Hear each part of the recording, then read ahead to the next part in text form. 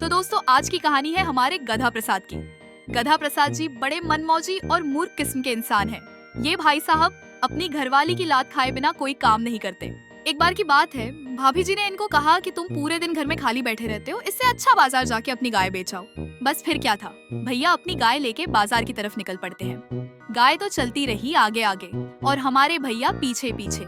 रास्ते में गधा भैया को एक आदमी मिलता है जिसके पास एक सुअर होता है। वो आदमी भैया को ऑफर करता है कि अपनी गाय के बदले में मेरा सुअर ले लो। अब हमारे भाई तो गधे थे, इसीलिए मान गए। अब सुअर लेके गधा भैया बस आगे चलते ही हैं कि एक और आदमी अपनी बतख के साथ मिलता है और बोलता है कि सुअर का तुम क्या ही करोगे, इससे अच्छा मेरी बतख ले लो। पूरे रास्ते कमबख्त बतख गधा प्रसाद के सर पे चढ़ के नाचता रहा। गधा भैया तो तंग आ गए। इतने में गधा प्रसाद की नजर एक औजार बेचने वाले की तरफ गई। गधा प्रसाद ने उसको ऑफर दिया कि अपने औजार के बदले में मेरी बतख ले लो।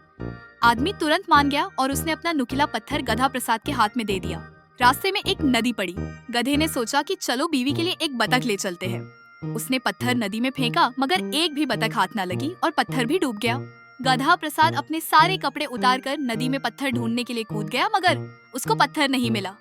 ऊपर से उसके सारे कपड़े भी चोरी हो गए। गधा भैया जैसे तैसे छुपते छुपाते और टोपी से अपनी इज्जत बचाते घर तक पहुँचे। गधा भैया को बस यही डर था कि कहीं रास्ते में उन्हें कोई ऐसी हालत में देख ना ले। घर पहुंचकर उन्हें भूख लगी तो ब्रेड का एक टुकड़ा उठाकर बाऊजी वाइन लेने गए मगर पूरा वाइन का ड्रम जमीन पर गिरा दिया। अब हमारे गधा भैया तो थे भांड मस्ती के शौकीन, इसीलिए उन्होंने आटे और भूसे के कट्टों को वाइन के तालाब में मिला दिया और उसमें तैरना शुरू कर दिया। नशे में धुत गधा प्रसाद बतख के अंडों पर बैठकर अपने हाथ पंख की तरह हिलाने लगा। शाम को जब भाभी जी घर पे आई तो घर की ऐसी हालत देख के उनका पारा चढ़ गया। चारों ओर वाइन का समंदर और बीच में बैठे हमारे गधा प्रसाद बतख के अंडों पर। गधे को बतख के अंडों पर बैठा देख वो उसकी तरफ कुल्हाड़ी लेकर उसका काटने दौड़ी, लेकिन गधे ने भाभी जी को रोक के दिन भर की पूरी कहानी उन्हें सुनाई।